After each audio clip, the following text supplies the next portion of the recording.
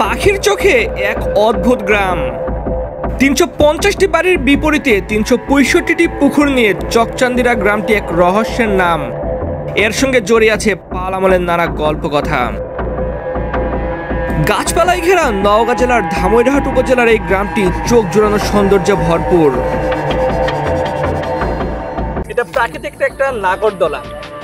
আপনারা যদি এ ধরনের পরিবেশে আসতে চান, নিজেকে দেখতে চান, নিজেকে পরিচিত করতে চান, তাহলে আসতে পারেন আমাদের নওগাঁ জেলার ধামইরহাট উপজেলার ঈশ্বরপুর গ্রামে। এই গ্রামের যে ৩৬৫টা পুকুর আছে একসঙ্গে, অনেকে হয়তো কোনোদিন এতগুলো পুকুর চোখেও দেখেন নাই, সেরকম দেখতে পারবেন। এই পুকুরগুলো নিয়ে রয়েছে নানা মতভেদ, নানা কাহিনী। কিছু আঞ্চলিক মতভেদ অনুযায়ী এগুলো ব্রিটিশ আমলে খনন করা হয়, আবার কিছু তথ্য মতে এগুলো রাজাদের আমলেও খনন করা হয়। আমরা যে জায়গাটাতে বসে আছি, জায়গাটা কিন্তু 3টা উপজেলা মধ্যবর্তী। ধামইরহাট, এদিকে হচ্ছে বদলগাছি, এদিকে নজিপুর, এই 3টার মাঝামাঝি একটা জায়গা। এই জায়গাতে একসময় রাজাদের ব্যাপক একটা প্রভাব ছিল। এখানে পার্শ্ববর্তী বলিহার আছে, বলিহার রাজবাড়ি আছে। এখানে আপনার হচ্ছে ধামইরহাটে কিছু রাজবাড়ি আছে, পাশেই পাহাড়পুর আছে। তৎকালীন যে এলাকাটি প্রবলভাবে জমিদার বা রাজাদের একটা প্রভাব ছিল, সেটা দেখলেও বোঝা যায়। তৎকালীন একটা কথা রয়েছে, কথিত আছে যে তৎকালীন যে রাজা বা শাসক বা জমিদার ছিলেন এই অঞ্চলের, তিনি তার ওয়াইফকে বা রানীকে প্রচণ্ড পরিমাণে ভালোবাসতেন। একবার তার রানীর প্রচুর পরিমাণে অসুখ হয় এবং কঠিন অসুখ হয়, কোনোভাবেই যখন সারে না, তখন তৎকালীন রাজদরবারে থাকা চিকিৎসকগণ একটা উপদেশ দেয় যে রানীকে ৩৬৫ দিনে ৩৬৫টা পুকুরে গোসল করাইতে হবে, তবেই রানী ভালো হয়ে উঠবে। রানীর ভালোবাসা থেকে রাজা তৎকালীন সময়ে ৩৬৫টা পুকুর খনন করেন, যাতে রানী সুস্থ হয়ে ওঠে। আবার কিছু কিছু তথ্য মতে রাজা বা জমিদারগণ তৎকালীন যারা রানীরা ছিলেন, রানীদের প্রত্যেক দিন আলাদা আলাদা একটা পুকুরে বছরে ৩৬৫ দিনে ৩৬৫টা পুকুরে যাতে গোসল করতে পারেন, সেই জন্য তিনি ৩৬৫টা পুকুর খনন করেন। যদিও কথিত হোক বা গল্প কথা হোক বা কোনো সময় ব্রিটিশ আমলেই হোক, যে এই পুকুরগুলো খনন করেছে, কথা বলতে পর্যটন স্পটে তৈরি হয়ে গিয়েছে। যদি প্রশাসন চায় এই জায়গাটিকে আরো সুন্দরভাবে তৈরি করতে পারবে, এটি একটা ভালো পর্যটন স্পট হতে পারে। এই পুকুরে অনেকগুলো নাম রয়েছে। যদি আমরা এই জায়গাতে এসেছি, রাস্তাঘাটে কিছু উন্নয়ন প্রয়োজন, কিছু সংস্কার প্রয়োজন, তবে জায়গাটি দেখতে আরো সুন্দর লাগবে, লোকেরা আসতে পারবে, একটা ভালো সময় কাটতে পারবে। পাশে আমাদের পুকুর পাড়ে ৩৫০ মতো ঘর আছে। মানে ধরা যায় যে পুকুরের চেয়ে এখানে বাসার সংখ্যাই কম। হ্যাঁ, ৩৬৫ পুকুর মিলে এখানে গ্রাম, তাছাড়া ওইলে এই আশপাশে ওদিকে তো গ্রাম নেই না, মানে সম্পূর্ণ পুকুরই। এখানে ৩৬৫ পুকুর আছে, তার ভিতর কিছু সরকারি পুকুর আছে, কিছু মাছ চাষি পুকুর আছে। আমাদের জন্মের আগে খনন করা এলে, আমাদের আব্বারা বলতে পারে ওদের আমলে হয়তো আরো আগে খনন করা হয়েছে। এই গ্রামে কি ৩৬৫টা পুকুরই আছে নাকি কম বেশি আছে? এই এক গ্রাম আমাদের মিলে না, তো এখানে চকচান্দ্রা আছে, ধুরইল আছে, নান্দাস আছে, 2 থানা মিলে আর কি 3 থানা মিলে এখানে পুকুর ৩৬৫টা।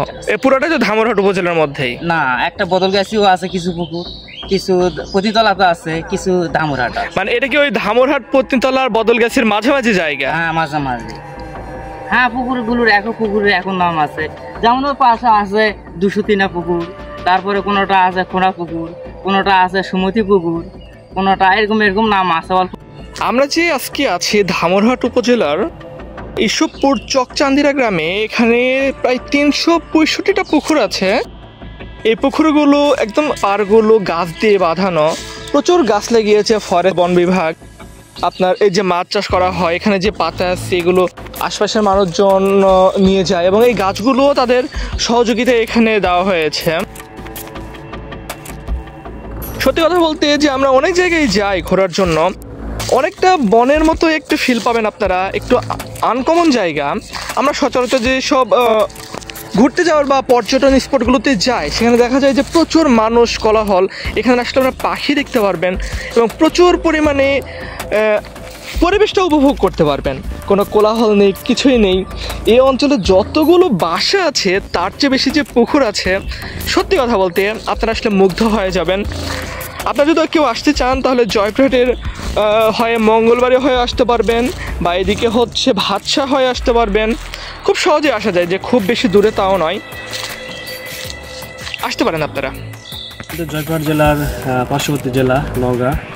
তো নওগাঁ জেলায় ঈশ্বরপুর গ্রামে 365টি পুকুর আসলে আমি ফেসবুকে দেখছিলাম, আজকে নিজ চোখে এখানে এসে নিজের চোখে দেখতে পেয়ে সত্য অনেক সুন্দর লাগতেছে। আর এতগুলো পুকুর আমি এর আগে কোথাও দেখিনি।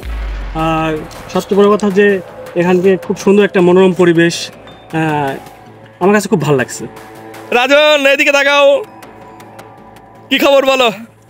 আলহামদুলিল্লাহ ভালো। আমরা আমাদের সচরাচর আমাদের এরিয়ার বাইরে আমাদের পার্শ্ববর্তী জয়পুরহাট জেলার পার্শ্ববর্তী জেলা নওগাঁ জেলা, এখানে অনেক সুন্দর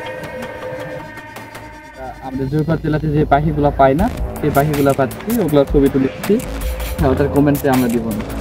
আর পাখির ছবি ছাড়া কি দেখছো তুমি? পাখির ছবি আর অনেক সুন্দর বন আর পুকুর, পুরা ওয়াও। এই ফটোগ্রাফারদের শুধু পাখি, তারপর পশু পাখি, তাদের এছাড়া কাজ নাই। যদি আপনারা আসলে পাখি ছাড়াও অনেক কিছু দেখতে পারবেন, ওইটা দেখার জন্য আসবেন। আর রাজনের মতো হইলে শুধু পাখি দেখবেন। রাজন, কয়টা পাখি দেখলা? নতুন মানে আমরা জয়পুরহাট জেলাতে দেখি নাই ওইরকম 3টা পাখি পাইছি এখানে। যদি এ ধরনের আরো ভিডিও দেখতে চান তাহলে চ্যানেলটি সাবস্ক্রাইব করতে পারেন, আমাদের পেজটি ফলো করতে পারেন। সে পর্যন্ত ভালো থাকবেন, সুস্থ থাকবেন। পরবর্তীতে দেখা হচ্ছে অন্য কোনো জায়গায়, অন্য কোনো স্থানে, অন্য কোনো নতুনত্ব নিয়ে। আমি আশিক, আজকে আপনাদের সঙ্গে ছিলাম। আসসালামু আলাইকুম।